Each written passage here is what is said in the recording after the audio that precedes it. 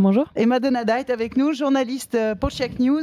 On te retrouve bien entendu, on retrouve le travail de Check News dans Libération, sur checknews.fr et 2 fois par semaine dans ce studio. Aujourd'hui, Emma, tu réponds à la question qu'on se pose évidemment en ce moment et qui vous a déjà été adressée. Quand des militaires français ont-ils participé pour la dernière fois au maintien de l'ordre sur le sol national? Alors oui, on a eu cette question en réaction au débordement de samedi dernier, pendant le dernier acte des Gilets jaunes.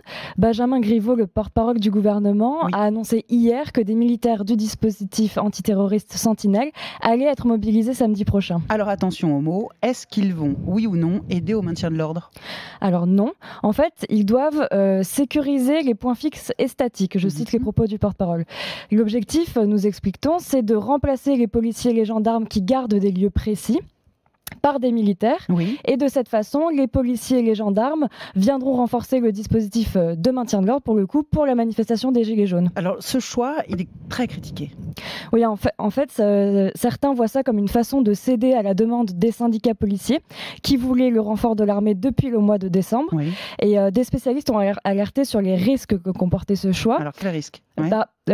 Par exemple, David Dufresne, le journaliste qui tient le compte des Gilets jaunes blessés depuis le début du mouvement, a réagi en affirmant que c'était du jamais vu en métropole depuis la guerre, donc c'était une mesure un peu exceptionnelle. C'est vrai ça?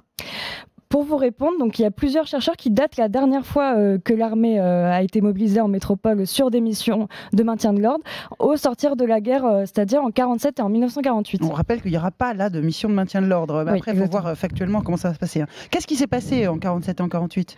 Alors en 1947, la France connaît plusieurs mouvements de grève soutenus par le Parti communiste français pour dénoncer notamment l'inflation et le plan Marshall. Oui. Le mouvement devient un peu trop insurrectionnel aux yeux du ministre de l'Intérieur de l'époque, comme l'explique le chercheur Elie Tenenbaum.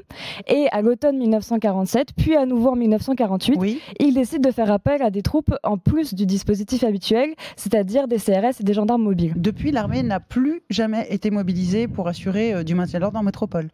Eh bien non, mais après le passage de l'ouragan Irma à Saint-Martin en 2017, Édouard Philippe avait déployé l'armée pour maintenir l'ordre, mais en fait c'était surtout contre les pirates. C'est vrai, on s'en souvient. Et en dehors de la métropole?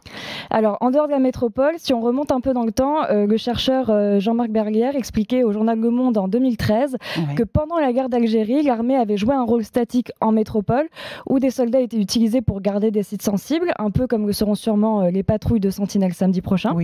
Et en Algérie, l'armée avait été effectivement mobilisée pour du maintien de l'ordre. Alors en métropole, dans les DOM ou encore ailleurs, on comprend, c'est assez exceptionnel comme mesure. Oui, en effet. D'ailleurs, le Code de la défense précise que les forces armées ne participent habituellement pas au maintien de l'ordre. Alors, le texte différencie donc les gendarmes départementaux, les gendarmes mobiles qui ont le statut militaire, et en dernier lieu, je cite, les formations terrestres, maritimes et aériennes, c'est-à-dire, pour faire simple, les soldats. Donc, ils arrivent en dernier recours, les soldats. Oui, voilà. Le Code de la défense précise que l'armée de terre, l'armée de l'air, la marine peuvent être réquisitionnées pour le maintien de l'ordre, mais qu'elles sont d'abord là donc pour renforcer le rôle des gendarmes et des policiers et pour remplir des missions de protection. Et c'est vraiment en dernier ressort qu'elles peuvent être requises pour des opérations de force nécessitant des mesures de sûreté exceptionnelles, ce qui ne semble pas être prévu pour l'instant pour samedi. Donc ce que tu décris là, ce n'est absolument pas ce qui est prévu samedi. Donc encore une fois, l'armée ne participera pas au maintien de l'ordre.